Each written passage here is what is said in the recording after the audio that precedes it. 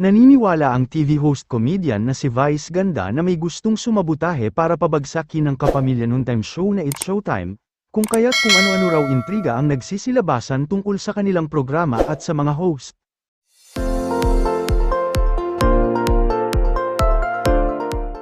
Sa ginanap na press conference ng It's Showtime hosts nitong Biyernes, October 11, 2024, para sa papalapit na selebrasyon ng kanilang ika-15 anibersaryo, nausisa sila sa mga kumakalat na espekulasyon tungkol sa kanilang mga hosts at programa.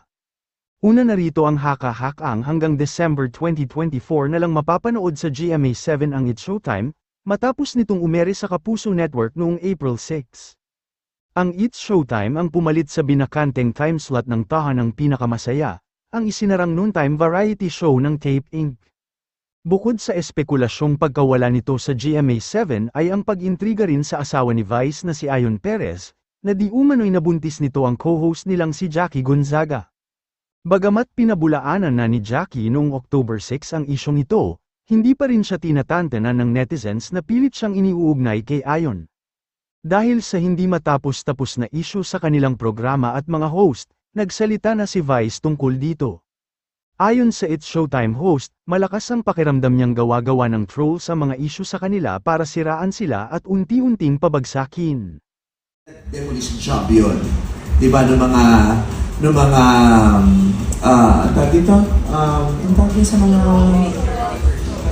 sa mga trolls, demolition job yun eh, diba? Meron silang masamang intensyon at balak. So, demolition job yun. Kanina, before going to this press conference, we went to a Thanksgiving Mass. At sabi ko, sarap-sarap naman itong moment na ito. Ang ganda nung sinabi ni Father. Bago pa nagkaroon ng era ng social media, nung panahon pa lang nila Jesus, laganap na ang fake news. Yun yung OG fake news. Napakaraming peddlers ng fake news. Bakit? Kasi si Jesus ay umabot sa napakalala ng kasikatan niya. Hindi na makontrol at maagapan ng mga hindi siya gusto ang kasikatan na tinatamasa niya. At ang impluensya niya sa maraming tao. At yung kapangyarihan niya sa maraming tao.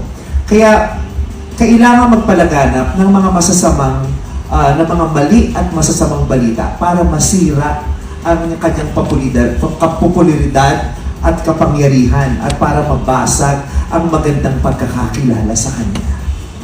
Yun ang ginagawa. So, noong mga panahon na naggagamot siya ng mga may sakit, sinasabing demonyo siya.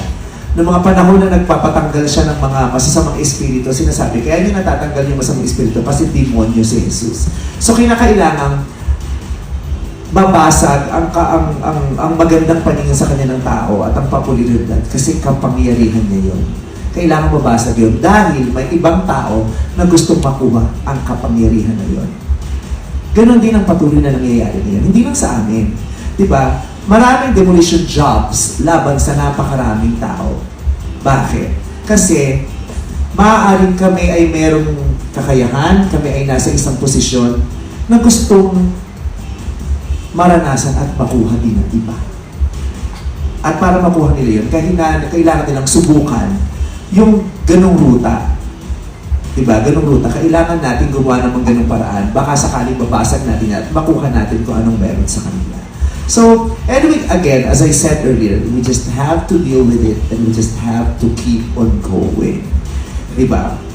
Ang maganda, we are surrounded by great people, wonderful management. Alam na alam nila kung paano nila kami tutulungan, i-guide at itatayo. At kaming lahat, sa dami ng pinagdaanan namin, I believe that our team is strong enough to be able to battle all these negativities, all these challenges, all these threats together.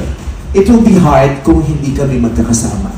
Kaya yun ang lagi namin pinananatili at itinatawid yung kailangan magkakasama tayo. Kasi kung isa-isa lang, manghihina tayo at baka hindi tayo magtagumpay. And that is the essence and the strength of this team. We are one together against and for everything.